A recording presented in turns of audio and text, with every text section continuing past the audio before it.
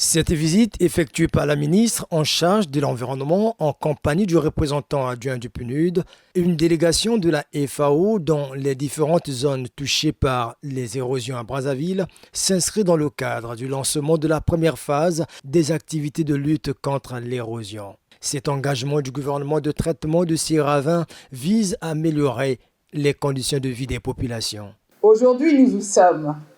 Avec un début de solution, notamment le lancement de la première phase de nos activités de lutte contre l'érosion hydrique, un enjeu environnemental crucial qui impacte profondément notre environnement, nos écosystèmes et la qualité de vie de nos citoyens ou de nos concitoyens que vous êtes. Nul doute en effet que l'érosion hydrique représente une menace sérieuse pour notre environnement et constitue, à côté de la pollution plastique,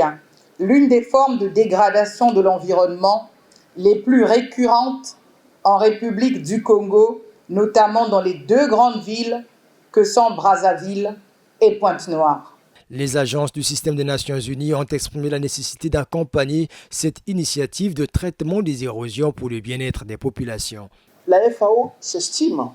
honorée d'apporter son assistance au gouvernement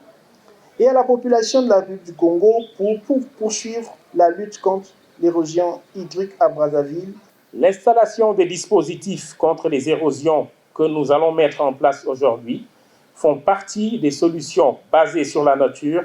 que nous devons privilégier pour faire face à ces phénomènes qui menacent la quiétude des populations riveraines, causent la désolation des familles qui perdent successivement leurs biens et aussi, dans certains cas, leurs parents. Le lancement de la première phase des activités de lutte contre les érosions dans la capitale congolaise se fait dans le cadre de la célébration différée de la Journée mondiale de l'environnement.